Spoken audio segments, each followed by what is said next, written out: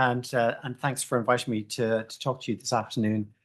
Just want to begin by acknowledging the traditional custodians on the land in which we're meeting and pay my respects to elders past, present, and emerging, and any First Nations folks that are with us this afternoon. And also, can I say how proud I am to be in a state that is moving so decisively towards treaty, which we expect will be signed for before the end of the year. And it's a wonderful thing. And I'm looking forward to the role that we in higher education will play in supporting that process. I've been invited to talk to you about higher education in the age of AI and what it all means. I thought this would be a starting point, obviously generated by AI. And interestingly enough, it took a few iterations because it kept giving me a mail when I asked it to give us an image of an academic. So it took a few goes to get. So that's a good example of the bias that we all know is in large language models. But you cast your mind back. Now, I think for most of us, it kind of got into our consciousness around about February 2023. But of course, ChatGPT launches in November 2022, and within 2 months has 100 million users, is the fastest adoption of a technology in human history. And I think this pretty much sums up where we were in academia for the whole of 2023. It was like, oh my God, what's this mean for assessment?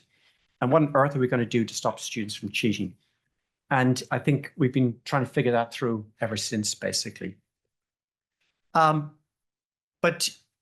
think really this story is one of how rapid, Gen AI has been adopted. And here again, I asked ChatGPT 5 to pull all the data from the web and give me a table that would show the spread, high, low, so somewhere between 800 million and 1.6 billion users per day. This took about 2 minutes. Of course, you want to check the data. But, OpenAI reported this year that it has 700 million users weekly, and that is 4 times the volume of users from last year, so 4 times. That would actually be an underestimation. So I suspect most people in this room use Google Search. Google Search is used 8 billion times per day, give or take like 100 million. At least 10 to 12% of that is powered by Gemini. So right there, you've got somewhere between 800 and 900 million uses of Gemini every single day. And that points to the obvious fact that a lot of Gen AI usage now is actually passive. You're using it whether you like it or not. Just to give a sense of how fast this thing is moving, just think about how much compute there is. So how many tokens are consumed, which is a sort of general measure of compute. The number of tokens that have been consumed in terms of the year up to May this year has increased 4,000% on last year. So I think one of the things that many of us in the room may not be across is just how fast the landscape is moving. And one of the things I want to talk today about is what's driving that. So I thought I'd just talk about 3 things, and I've only got about 20 minutes. One is the AI revolution that's unfolding and what's driving that AI revolution. And then maybe also a bit about our journey at La Trobe as we move towards becoming an AI first university and what that means. And then finally, just to reflect on some of our lessons. And I just want to start by acknowledging, I think all of the universities are doing fantastic things in AI. We're all going at it slightly differently. There's no ideal way of doing it. You have to find a way that suits your community. There's so many people, I think, that are doing fantastic work. The one thing I find heartening is how we are all embracing this opportunity and trying to do it in a human-centered way, which I think is core to our purpose as a higher education sector. So let's talk about Colossus. This is basically xAI's data center that they're building in Memphis, Tennessee. You won't be surprised to hear that xAI, of course, is Elon Musk's AI company, and therefore it won't surprise you to appreciate that he's decided to call his big data center Colossus. The man doesn't do subtlety. But it's going to be colossal, right? This is going to have 150,000 GPUs, or general processing units. And to give you an idea of how big that is, the largest supercomputer facility in the United Kingdom, which is their national supercomputer in the University of Bristol, has 5,000 GPUs. That's the 11th most powerful computer in the world. and it's in the UK, 5,000. This thing that Elon Musk is building is going to have 150,000. And that's just the beginning. He wants 1 million. He wants something that has 1 million GPUs. And what would a kind of data center, an AI factory with 1 million GPUs, what would that look like? Well, that's what one large language model that's one ChatGPT image of what it looks like. And so when we think about an AI revolution, it's not going to be those images that Larry painted in Manchester of those smoke pipes and those factories. It'll be something that looks less interesting, this kind of flat thing, but it's going to be massive. It's going to consume vast amounts of energy and water. We know that already. Now, I think the analogy of the Industrial Revolution is really helpful, actually. And it's one that I find helpful, at least. Because when we think about the Industrial Revolution that occurred between the 1800s and the 1900s, primarily out of England, but then across Europe and beyond, it was much more than just steam engines. It was nothing short of an ontological change in human existence. Our very understanding of reality changed over that century. In essence, if you were born before 1700, most people lived their entire lives within 20 kilometers of where they were born. They're mostly rural existence. You were born. If you were lucky, you had a roof over your head. If you were super lucky, you had a goat. And if you were super, super lucky, you outlived your goat.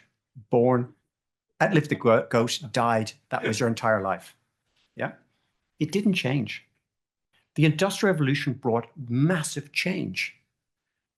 Just think about the human economy in existence, moved from farming to factories, from primarily manual labor to machinery labor. The kind of food we consumed, our diets improved, lifespans improved from about, most people dying between the ages of around about 30 to 40 to 50 to 60. There was mass education. Our entire worldview changed such that after 1800, if you were born, after 1900, you expected your life to change. That's your main paradigm was one of change. So we are experiencing something that looks like the Industrial Revolution in terms of how it's going to change our existence. The simple fact is we don't yet know where it's going to land. I mean, anyone who tells you what the world's going to be like in a decade is selling you snake oil. And by the way, I'll just point out one thing. The more expert someone is, the worse they are at prediction. There's actually a book on this called Expert Political Prediction and published by Princeton University Press. It's quite a good press, actually. And it was a study that was done on experts and their ability to predict. The book took 20 years to write because the author interviewed hundreds of experts and then waited for 20 years to see what the predictions would look like. Seriously, this is true. And guess what? No better than a chimpanzee chucking a dart at a dartboard. 50-50. So we don't know where the world's going to land, but we can predict it's going to be absolutely different from what it is today. And that's the key thing we need to get our head around. And this is what's driving it. It's the scale of investment. It's the intense race between the tech giants out of the United States. Last year, they invested $246 billion. And if you include the European-based ones as well, last year they invested over $246 billion. By the end of this year, it'll be $400 billion in AI and data infrastructure, building things like Elon Musk's Colossus. But there's also another race that's going on. So during the Cold War, we were familiar with the arms race between the United States and the Soviet Union. There is now a new arms race between the United States and China for AI dominance. Both sides are really powering forward on this.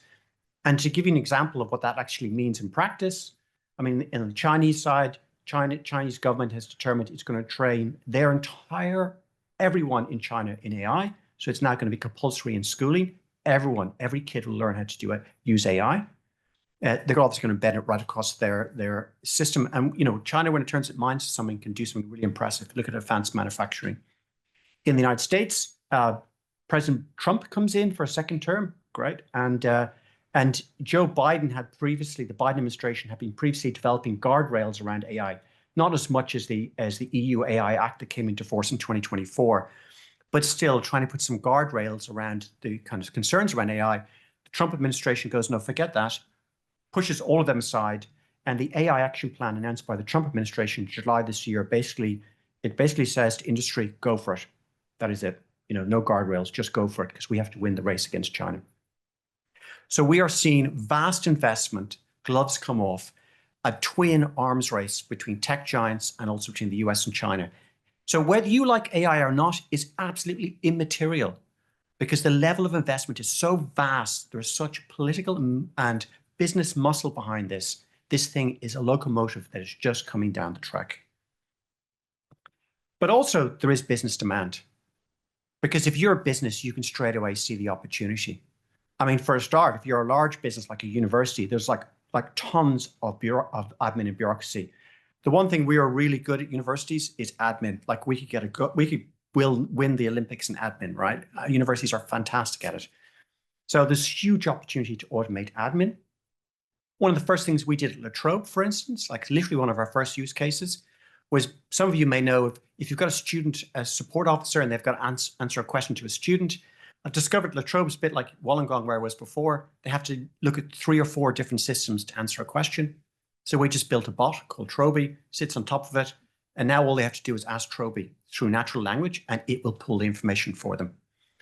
But think of all the other ones. Like for instance, anyone now who's using, if you use say ChatGPT 5, which I use several times a day, it's a personal assistant. We all have personal assistants now in your pocket that can do all these routine tasks for you.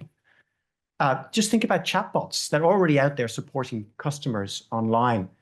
But the chatbots of the future, when you go and ask whether the clothing store has this product in the store, the chatbot will start a conversation with you and say, well, have you thought about this?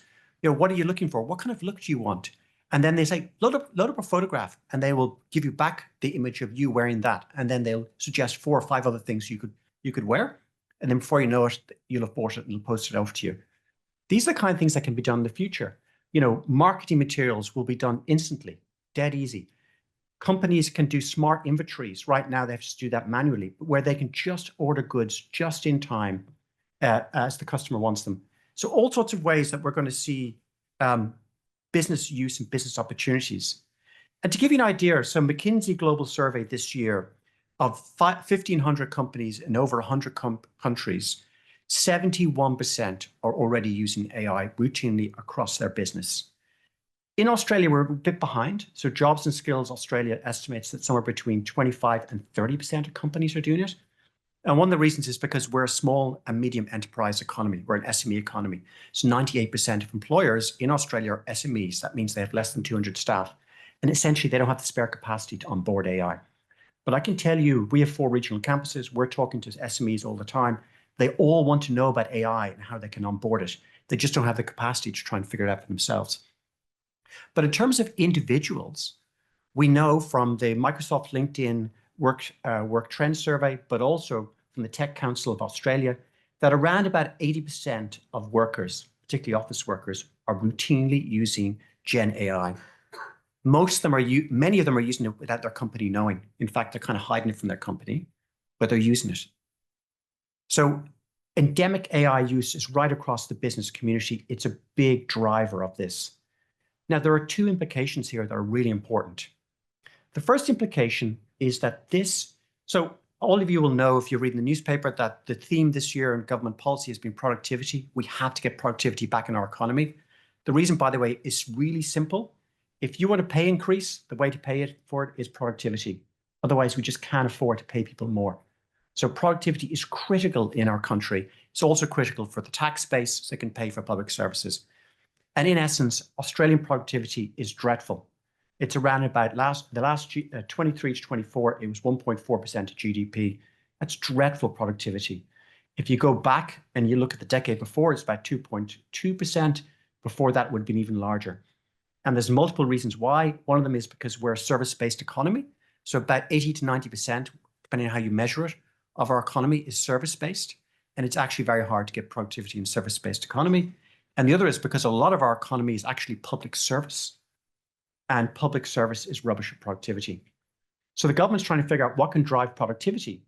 And there's multiple things, but the closest thing to a silver bullet is AI. AI can unlock productivity in our economy.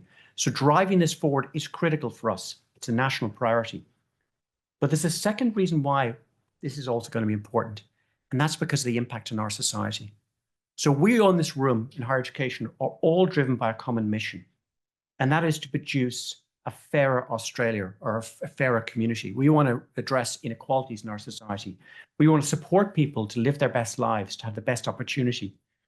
And obviously the big risk of AI is we're going to see increased inequality if we get it wrong. So we have to pay attention to this. And the obvious implication of what's about to happen is mass job displacement. And that's an area of big concern. So if you look at the World Economic Forum in 2025, they estimate that around about 22% of jobs globally, that's the 1.2 billion formal jobs globally, will be impacted by AI. About 92 million jobs will be lost, and about 130 million jobs will be created. But in essence, about 1 in 5 jobs are going to be massively disrupted. So what's this all mean? From where I stand as Vice-Chancellor, it's really clear. It means that we have a moral purpose as universities to embrace AI. We just don't have a choice.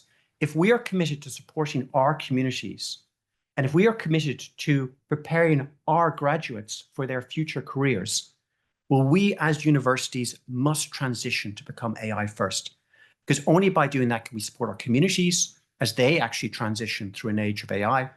And only by doing that can we support our graduates to thrive in an AI. So there's nothing short of that. And let's be clear, what's it mean to be AI first? I love the expression that was produced by one of my VC fellows, Susan Zhang. When she was asked this question, she said, it's about meeting students where they are, about where they are right now. Like 4 in 5 of them are using AI, and where their aspirations are, where they're going to go in the future. It's about joining students on this journey. So what's our strategy? And our strategy, to be clear, is quite intentionally a responsible AI adoption strategy. We are absolutely focused on the ethics of what we're trying to do. But in essence, we started this journey when I arrived. So I arrived in February, and by the end of the month, we had the senior leadership retreat. We focused on trying to develop a vision of where we wanted to go with AI. And interesting enough, we had the classic kind of 3 innovation horizons. We developed a strategy because we wanted our approach to be driven by a strategic intent that covers the entire university. And as we began to develop our strategy, which took us all of 6 months to develop and refine, we also experimented. We took about 130 staff across 7 business units. We took entire teams out, and we trained them in Copilot, which is our enterprise AI, to understand how much support do staff need to permanently change, get a benefit, to sustainably change their personal workflows. Because if you give a bit of training, people go, gosh, this is neat. And then they go back to doing things the way they did before. So give them enough training that they actually change. And what it will be the productivity uplift? And the answer is somewhere between 15 and 25%, roughly about 15 though, mostly. So where we landed in this was the first cut of this 3 horizon strategy had us starting with productivity. And the goal was to train 1,000 staff in Copilot to get the productivity uplift, then moving to differentiation, and then moving to disruption. And what we realized at the end of our trial was that we don't have to bother with productivity. Do you know what? Everyone is already learning AI and using AI, whether you train them or not. It's at 82% of people using AI. So let's not worry about it. Let's jump straight to differentiation. We have strategic priorities in our strategy. We want to use AI to drive those priorities, better student experience, better support for staff, growth. Let's identify 50 use cases and then the top 10 and focus our energies on those. And that's what we did. So that's what a strategic approach does. It means you are very strategic in how you're focusing. I'm just conscious of time. So, So I just talk about a couple of more things and some lessons. But one thing I wanted to make sure we didn't lose sight of is that there's also a big piece here around science and frontier AI and how we can use AI to drive the research enterprise of what we're doing. And I think there's a lot of great stuff happening across the university sector. Again, for us, an example of a strategic approach was how we partnered with government and industry. And I think the future here is really important. In Australia, the approach we can take to developing AI is about a partnership between the university sector, industry, and government. And so this was a centre we've launched late last year called the Australian Centre for AI and Medical Innovation. It's funded by the Victorian government, in particular mRNA Vic, provided $10 million in funding. it enabled us to acquire an NVIDIA DGX H200. That's an NVIDIA supercomputer. So we're the first university in Australia to acquire an NVIDIA supercomputer. But importantly, we didn't build a facility to house it ourselves. We put it in an XDC facility in Tullamarine. And we selected an XDC because they are leading for sustainable AI data centers. And in fact, they sponsor a number of PhDs at our university on researching how you can improve sustainability data center use. We actually launched that we turned it on about 6 weeks ago. I have to say, when we did the thing with Danny Pearson, who's the Minister for Economic Development, and we went and looked at the supercomputer, do you know what? Supercomputers are pretty boring looking. So inside the data center, it's really amazing. It looks like something out of Star Trek. And you go down the racks of all the computers and lots of lights, and I think this is fantastic. And then we arrive at our supercomputer, and it's like a box this size. It's totally black. Nothing's happening. I'm like, okay, that's not very interesting. So I've asked the team to mock up something with lights and wires. Next time looks more interesting. So what is this partnership bringing us? It's bringing us capacity to scale up, to add more capacity to the supercomputer. This is a national platform for any university, any industry partner who wants to access and use it to drive medical innovation. That's what this is about. But importantly, the reason why the Victorian government selected us and partnered with us is because we have BioNTech, which is they're the Pfizer vaccine manufacturers, building an mRNA clinical scale manufacturing facility on our campus. Here's the scoop. BioNTech aren't particularly interested in COVID vaccines. They just did that because it was a public need. They're interested in the cure to cancer and the future of personalized therapeutics to cancer. And you need to leverage AI to do that. And hence, a CAMI on our campus next to BioNTech's facility. So let's finish with some lessons. This was produced by the team. That's our AI acceleration team. So it's their perspective on lessons. The middle box, which is buy-in from the VC, I guess that's me, and the senior leadership. Look, that's really important. So one of the first teams to be trained in AI was the entire senior leadership. And it's from the Chancellor down, the Chancellor like me, or John Brumby, our Chancellor, he and I are using AI every day. It drives our teams mad because we keep asking them questions. And but there you go. So that's really important to drive it from the top. I think one of the challenges we have as in Australia is we have many companies that are trying to move forward in AI transformation, but their boards or their leadership don't actually use AI every day, and therefore they don't know what it can do. So that's really important. But if you look over the one right next to it, creating an environment of trust and growth is really, really important. So from the day I arrived at La Trobe, I just kept talking about AI. And all of the staff meetings and staff comms, my mantra was using AI is not cheating, it's clever. The whole point is to use AI. And now we've got an environment where the problem we have is staff are saying, when are you going to give us a license to use AI? Because we're rolling out more licenses, obviously. And we're actually going to use very different tools. But the point here is that staff will come up to me and they go, hey, I've used AI to do this. I've used AI to do that. I've used Copilot Studio. I've created this bot. And they're proud of what they've done. Or I tried to use this and it didn't work. And in fact, one of the things we're talking about also is talk about what works and what doesn't work. I want to see failure. If we're failing, we're innovating. If we're not failing, we're not innovating. So we're encouraging this climate of that. And that goes to the point about creative following at the top. Building a community of practice, our AI circle, our Copilot community of practice, but others, getting colleagues to share stories with their co-workers about what works and what doesn't. And this point about game of adjustment, not perfection, is really important. So we have a vision to drive AI, but it's not fixed, it's flexible. Because the tech is developing on a monthly basis. The regulatory landscape hasn't settled. We don't yet know where we're going to land.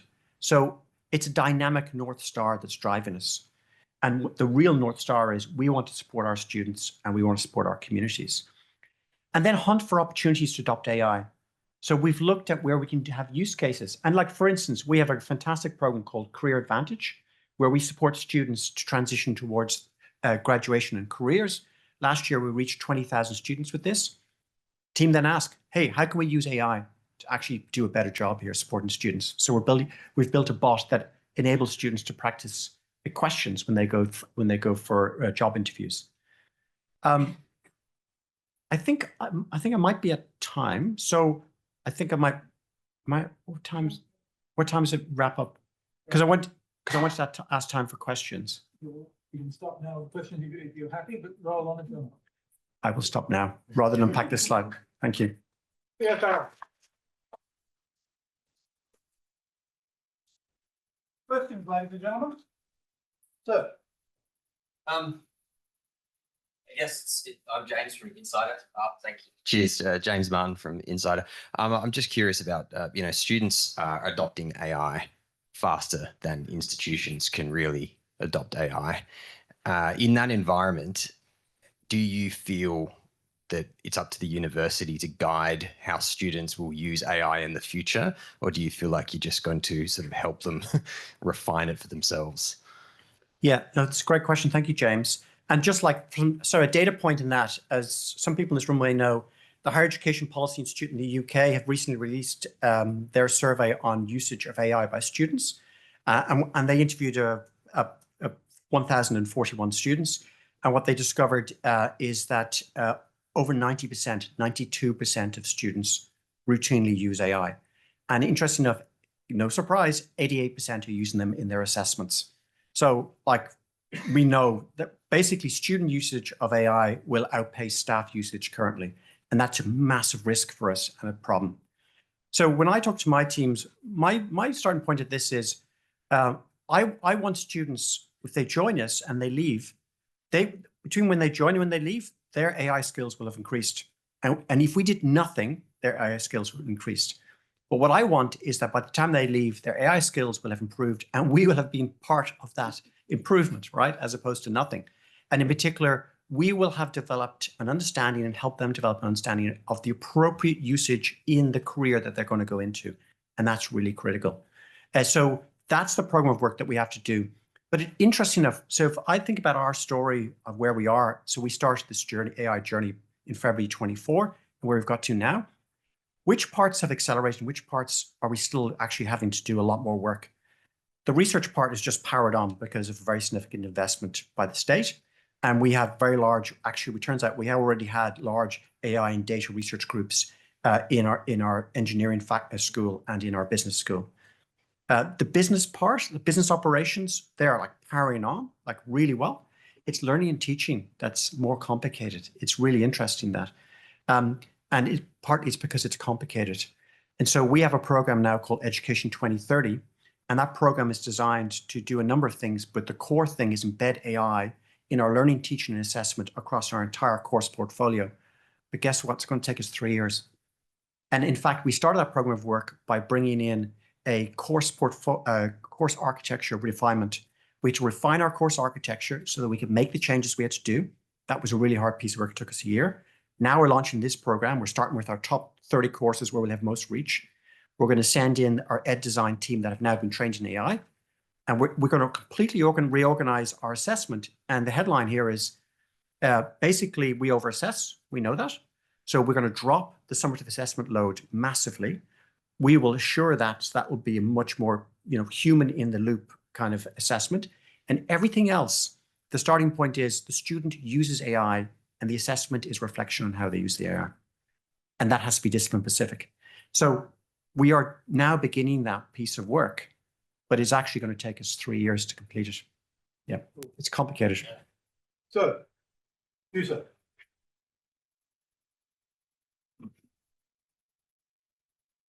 Hey, this morning we touched on it as well a bit. I'd love to hear your thoughts on how does the university sector modify courses fast enough to be teaching the skills that the students, so not just embedding AI in the educational experience, but teaching the soft skills, critical thinking, all of that, all the things that AI won't be able to do. Can we change our courses fast enough to fit what does and doesn't happen in the future? Yeah, it's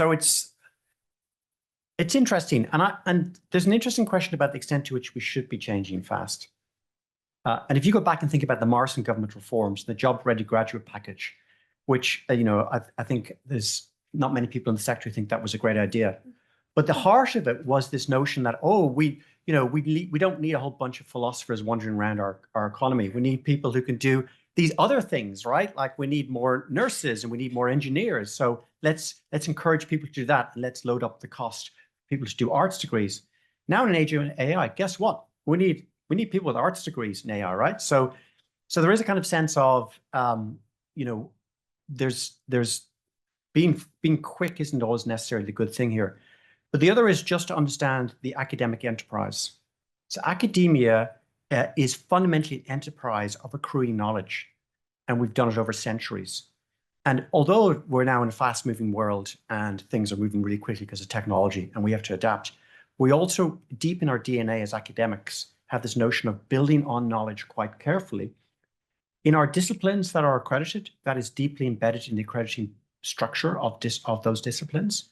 And that actually is quite a drag in innovation. So sometimes you can't change as fast as you want because the accrediting bodies or the professional bodies will be a bit slower.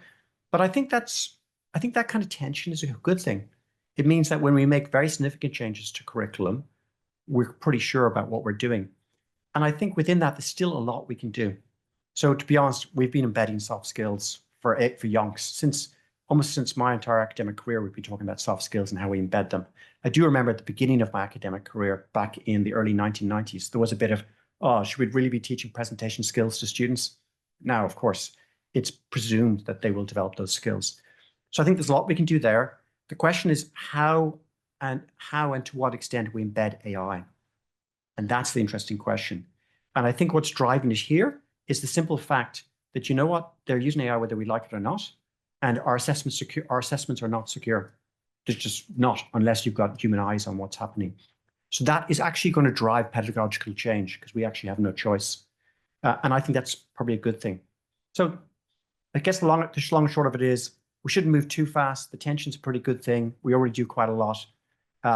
And employers, yes, they want all of those generic and soft skills, but they do also want disciplinary knowledge.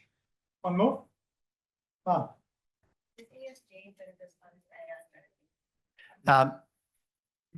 Yeah, is ESG embedded as part of our AI strategy? And is that in regards to environmental sustainability? Yeah, and it's a great question. And interesting enough, when I talk about AI at Old Staff Forum, that's one of the questions that comes up most often. And so we're all conscious of the fact that basically AI has a very large environmental footprint, water as well as energy. And one thing I will say, as a university, like many universities here, we're deeply committed to sustainability. In fact, we're sector leading because our current strategic investments that are debt financed, our sustainability bond and a green bond. We were the first university in Australia to finance our developments that way. And we also have the largest wind farm in Victoria, urban wind farm in Victoria, which we built through this debt financing. So we're very focused and we're on track to be a net zero by 2029, or hit it 2028. That said, AI is going to be a bit of a drag here. And we're now trying to figure out, how we account for that and how we mitigate for it. Of course, some of it will be direct through our NVIDIA, and that we can easily capture through the NVIDIA supercomputer, the next DC facility. But it's more complicated when you purchase a service like, say, Studiosity that has AI in it, or using Copilot licenses. We're also using OpenAI's ChatGPT EDU. And so we're just trying to work through what that means. One of the reasons why I'm very pleased with our partnership with NextDC, visiting their data center, I thought that was really interesting, is how committed they are, for instance, to sustainability. So when you go into the rooms that have the computer racks, they're actually quite warm. They're 25 degrees. And I expected to walk in and be freezing.